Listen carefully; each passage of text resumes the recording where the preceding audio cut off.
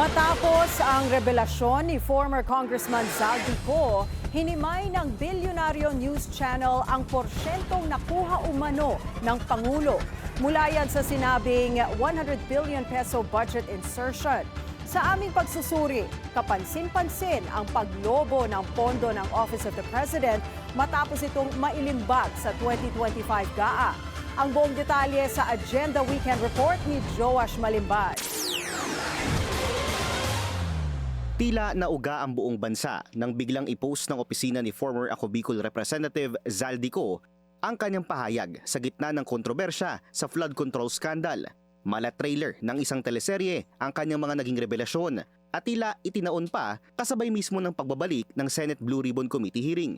Dito niya ipinakita ang umano'y 100 billion peso worth of insertions sa 2025 budget. Pagkatapos ng isang araw, tinawagan ako ni Sekmina at sinabi ang mensahe ng Pangulo. Ipasok ninyo yan dahil pinangako na sa akin ni Speaker Martinian at hindi na pwedeng baguhin. Kumbaga, ang utos ng hari hindi pwedeng mabali. Malaking bahagi nito nakalagay sa budget ng Department of Public Works and Highways. Agad itong itinanggi ng palasyo at sinabing baseless ang mga naging pahayag ni Ko, lalo na't hindi naman daw ito under oath. Sinuri namin ang inilahad na listahan ni Ko. Nakalagay kasi rito na may insertion din ng isang line item sa Office of the President mismo.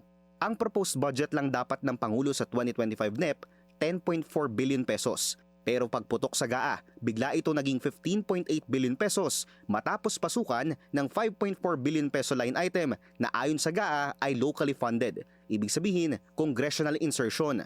Ang bilyon-bilyong pisong ipinasok noong 2024 sa 2025 budget para sa Philippine hosting of the ASEAN Summits and related meetings sa 2026 pa. Sumangguni kami ng komento mula sa palasyo para klaruhin kung para saan ang 5.4 billion peso insertion na ito, gayong may hiwalay pang 17.5 billion peso na proposed budget para sa 2026 ASEAN Summit hosting ng Pilipinas mula naman sa 2026 budget. 10.7 billion pesos dito nakatakdang pumunta sa kaban mismo ng Office of the President. Hindi sila sumagot sa aming mga mensahe.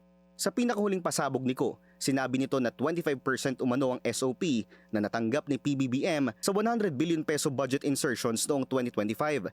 Isang bagay na ayon sa Malacanang ay walang basihan at tila hearsay lamang. Para sa Agenda Weekend, Joash Malimban, Billionaire News Channel.